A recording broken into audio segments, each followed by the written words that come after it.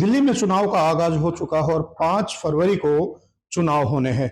ऐसे में दिल्ली की अगर बात की जाए तो दिल्ली में लगातार सर्दी बढ़ रही है, उसके ऊपर गर्मी जो चुनाव की वो भी बढ़ती जा रही है। और नरेला विधानसभा की अगर बात की जाए तो नरेला विधानसभा में अब की बार जो चुनाव है वो काफी देखने वाला होगा, क्योंकि नरेला में जो आम आदमी पार्टी में पहले ही बगावत हो चुकी है। अब बीजेपी की अगर बात की जाए तो बीजेपी में भी अब कहीं ना कहीं बगावत देखी जा सकती है, क्योंकि काफी सक्रिय रहे जो बीजेपी के कार्यकर्ता पूर्व विधायक नीलदमन खत्री, जो कि दावा करते थे और जो पब्लिक की अगर बात की जाए तो उसमें काफी लोकप्रिय भी है। टिकट के दावेदार थे लेकिन टिकट उनका काट दिया गया है। काफी अब की बार जनता की बात की जाए तो जनता में भी इसका काफी जो रोष है वो देखने को मिल रहा है। नीलदमन की अगर बात की जाए तो उन्होंने भी जो अपना, हम ये कहेंगे कि गुस्सा या अपना जो पार्टी के खिलाफ जाकर इंडिपेंडेंट चुनाव करने का फैसला है वो ले लिया है। और जो नीलदमन खत्री है उनकी जो धर्मपत्नी पत्नी केश रानी नीलदमन खत्री भी निगम पार्षद रह चुकी है। तो ऐसे में काफी जाने माने चेहरे हैं, उनसे बात करेंगे कि आखिरकार जो पार्टी ने टिकट काटने का जो फैसला है वो लिया है और उसके बाद जो नीलदमन खत्री है वो चुनाव इंडिपेंडेंट लड़ने जा रहे हैं। तो नीलदमन जी, सबसे पहले तो आपका बहुत बहुत स्वागत। सर ये बताइए कि पार्टी ने टिकट नहीं दिया तो काफी सक्रिय रहे हैं, पूर्व विधायक रहे हैं, आपकी धर्मपत्नी भी निगम पार्षद रही है, लोगों के बीच में रहे हैं। बीच में अब राजकरण खत्री को टिकट दिया गया है, एकदम से लाकर उनको पैराशूट से डाल दिया गया है। तो इसके बारे में क्या कहेंगे कि ऐसा कैसे हुआ? मेरी समझ में नहीं आ रहा कि पार्टी ने ये निर्णय कैसे किया। हमारे यहाँ से 20-22 कार्यकर्ता टिकट मांग रहे थे, जो जमीनी कार्यकर्ता हैं और जो पार्टी के लिए काम करते हैं। एक ऐसे व्यक्ति, जो व्यक्ति 2002 में काउंसलर बने पार्टी से, उसके बाद पार्टी की पीठ में छुरा घोंपने के अलावा उस कार्यकर्ता ने कुछ नहीं किया। ना वो सक्रिय रहा, पार्टी के कार्यक्रमों से दूर रहा, जनता के बीच से दूर रहा। क्या कारण हुए हैं कि ऐसे व्यक्ति का चयन हुआ? मुझे इस बात का गम नहीं है कि मुझे पार्टी ने टिकट नहीं दिया। पार्टी मेरे अलावा किसी को भी टिकट देती है, ऐसे कार्यकर्ता को जो जनता के बीच रहता है और पार्टी की सेवा करता है और भारत मां का सपूत हो। तो इस प्रकार के कार्यकर्ता का निर्णय जो किया है उससे काफी लोगों को ठेस पहुंची है और हजारों लोगों के फोन कल रात को, परसों रात को जब टिकट घोषित हुआ उसके बाद मेरे पास फोन आए हैं और मैंने पार्टी के बड़े नेताओं को भी ये संदेश दिया था टिकट अनाउंस होने से पहले, कृपा करके इस कार्यकर्ता का पे कंसिडर ना किया जाए, टीवी में ये नाम आ रहा है। और ऐसे नाम के अलावा 20 लोग और मांग रहे हैं टिकट। किसी का भी चयन कर दे पार्टी, जो पार्टी का काम किया हो जिसने। तो मेरा विरोध ऐसा नहीं है कि मुझे इस बात का कष्ट है कि मुझे टिकट नहीं मिला ना, मुझे टिकट पार्टी दे या ना दे उस बात का, मुझे तो इतना पार्टी ने दिया, इतना दिया है, इतना दिया है कि मैं जीवन भर उस पार्टी का ऋण नहीं उतार सकता। उस पार्टी का मेरे बच्चे भी ऋण नहीं उतार सकते। लेकिन एक ऐसे कार्यकर्ता का जिसने हमेशा पार्टी की पीठ में छुरा घोंपने का काम किया, संगठन का कभी काम नहीं किया, मैं पूछना चाहता हूं जिस व्यक्ति को 2002 में एक निगम पार्षद का चुनाव लड़ा और वो 53 वोटों से जीता, ऐसे व्यक्ति का जो 2002 से लेकर के 22 साल बाद 2007 में क्यों टिकट काटा था, उसका क्या कारण थे? 8 काउंसिलों में जीता था वो, पार्टी ने क्यों टिकट उसको जब दोबारा नहीं दिया 2007 में?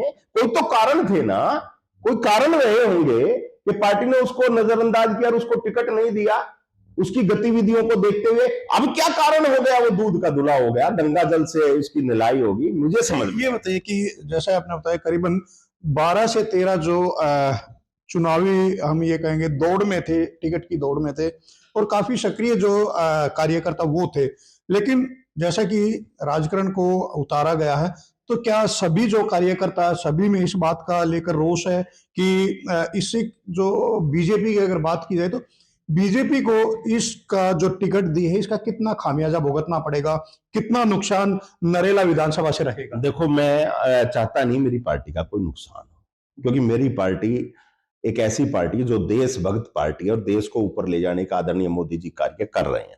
मुझे तो कष्ट सिर्फ इतना है कि ए को दें, बी को दें, सी को दें, डी को दें, अभी कई दिन बाकी हैं, 5 दिन बाकी हैं। पार्टी इस निर्णय पर विचार करे। अगर इस निर्णय पर पार्टी विचार नहीं करेगी तो कोई ना कोई निर्णय हम सबको लेना पड़ेगा। आप भी अब चुनाव की जो नॉमिनेशन फाइल करने इंडिपेंडेंट की, आपने बताया कि आप इंडिपेंडेंट जो पर्चा वो भरने जा रहे हैं, क्या आप भी चुनाव लड़ेंगे? मैं आपको बताना चाहूंगा कि मैंने आज अपने फार्म वगैरह मंगा रहा हूं और फार्म ले रहा हूं और अपना जो पुलिस वेरिफिकेशन है, जो डॉक्यूमेंट्स उसमें लगते हैं, उसकी तैयारी कर रहा हूं। क्योंकि देखो, पार्टी ने अगर निर्णय के लिए अगर कोई चेंज करने के लिए अपना मन नहीं बनाया और उस पर विचार नहीं किया, तो निश्चित रूप से लोगों के हित के लिए, इस क्षेत्र की जनता के हित के लिए कोई ना कोई निर्णय मुझे लेने में मजबूरी होना पड़ेगा। हो सकता है वो निर्णय लिया जा सकता है। यानी कि चुनाव का जो मन है वो आप बना चुके हैं? नहीं नहीं, मैं चुनाव का मन नहीं बना रखा। मैं नहीं, किसी को भी, पार्टी किसी को भी कंसीडर करे। मैं ये नहीं कह रहा कि मैं ही चुनाव लड़ूंगा। मुझे तो पार्टी ने इतने अवसर दिए, मौज के चुनाव दिए हैं, लेकिन जनता के मन की भावनाओं को देखते हुए क्षेत्र के विकास के लिए कौन आदमी काम कर सकता है, ये मेरे क्षेत्र की जनता सब समझती है, सब देखती है। दुखी है जनता और बहुत परेशान है। लोग जानते तक नहीं राजकरण खत्री को, कौन राजकरण खत्री कहां से आ गया। राजकरण खत्री को जब बधाइयां मिल रही है तो मेरे को बधाइयां दे रहे थे लोग, भाई साहब बधाई हो, आपके भाई को टिकट मिल गई। लेकिन उनको ये पता नहीं था, कुछ लोगों को, कि वो मतलब जो है पार्टी के विरुद्ध हमेशा उसने काम किया। काफी बड़ी विधानसभा है। बात की जाए तो यूपी और हरियाणा का जो बॉर्डर है वो भी लगता है। ऐसे में आपने काफी जो कार्य है वो भी किए हैं। तो क्या लगता है कि पार्टी ने जो निर्णय लिया है उस पर पार्टी दोबारा से इस पर कुछ सोच विचार करेगी, या अब पार्टी ने जो मोहर लगा दी उस मोहर के खिलाफ आप जाएंगे? आपने जैसे कि बताया कि पुलिस जो वेरिफिकेशन है वो आपने दे दी है पुलिस स्टेशन में, और डॉक्यूमेंट जो प्रक्रिया वो भी आपने पूरी की है। तो क्या लगता है कि पार्टी अब दोबारा से विचार करेगी? मुझे ऐसा लगता है, मेरी पार्टी के नेता बहुत अच्छे नेता हैं।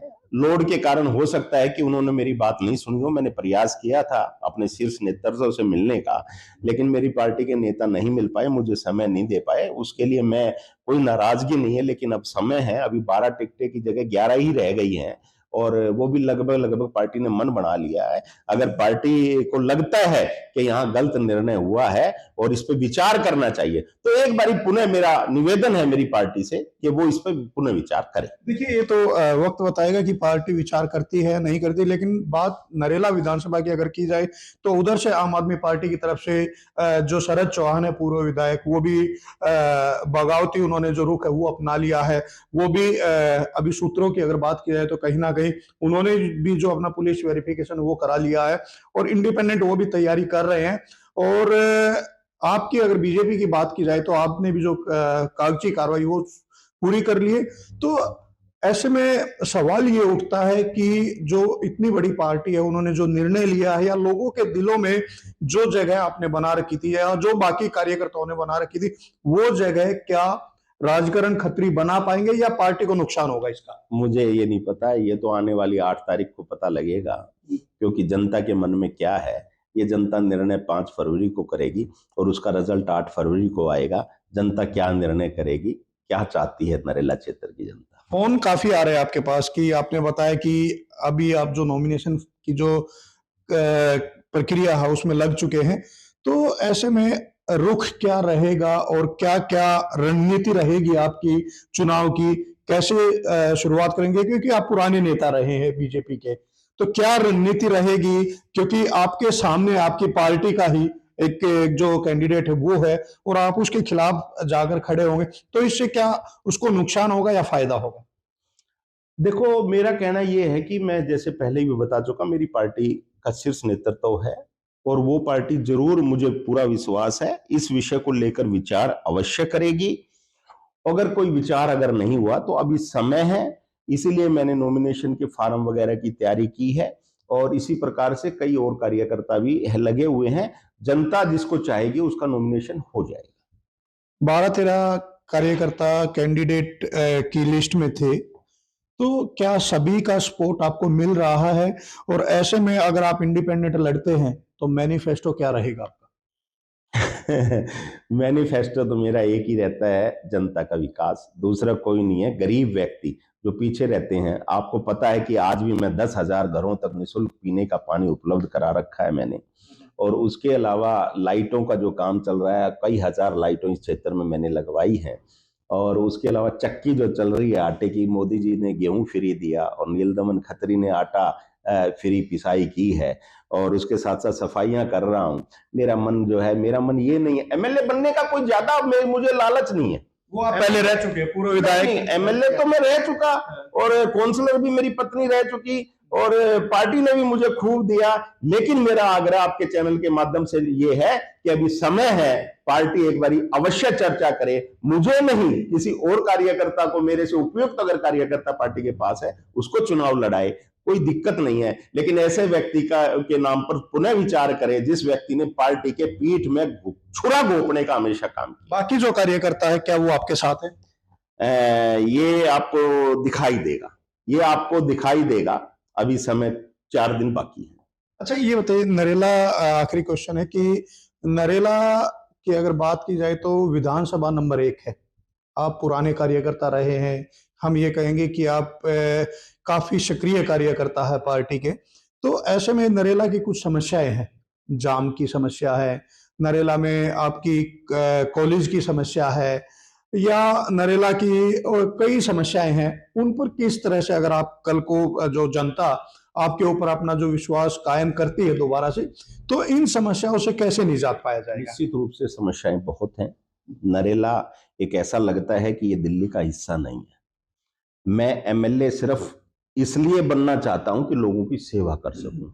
कोई मेरा मन कोई पैसे कमाने का नहीं है, मेरा मन लोगों की सेवा करने का। मेरा मन है, जिस प्रकार से मेरा मेट्रो का सपना था वो पूरा हुआ, इसी प्रकार से बहुत सपने हैं लोगों के लिए जिनको मैं पूरा करना चाहता हूं। उसके लिए मैं चाहता हूं नरेला क्षेत्र की जनता, जैसे लोगों को पीने का पानी नहीं मिल रहा, मूलभूत सुविधाएं, सीवर नहीं है, सफाई नहीं है, लाइटें नहीं है, जो मूलभूत सुविधाएं हैं वो भी नरेला से दूर हैं, गड्ढे हुए पड़े हैं, खत्ते लाकर डाले जा रहे हैं। अरे खत्ते क्या, बस बुरा हाल कर रखा है। अब आपने देखा होगा सन्नोट में कितना बड़ा आंदोलन हो रहा है, सारी दिल्ली का गंद यहां डालना चाहते हैं।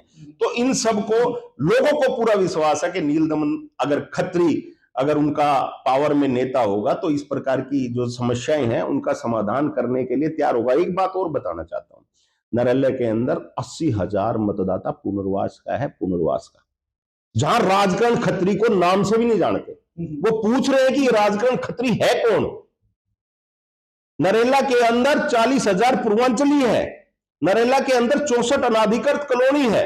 मैं गारंटी के साथ दावा करना चाहता हूं 295 बूथों में से अगर 5 बूथ में निकाल के दे दूं, अगर राजकरण खत्री अगर उनको बता दे ये बूथ कहां के, तो मैं मान जाऊंगा। उन गरीब लोगों की कौन सुनेगा, उन पिछड़ों की, उन दलितों की कौन सुनेगा। मुझे कष्ट होता है, मेरे अंदर दर्द है, पीड़ा है। ऐसे व्यक्ति का निर्णय पार्टी बदले, ऐसे व्यक्ति का निर्णय बदले, ऐसे व्यक्ति का निर्णय बदले। दिल से भावुक है आप, दिखाई दे रहा है। तो क्या जब ये टिकट जब आपका कटा तो उस समय क्या पार्टी के किसी सीनियर नेताओं का संपर्क आपसे हुआ है?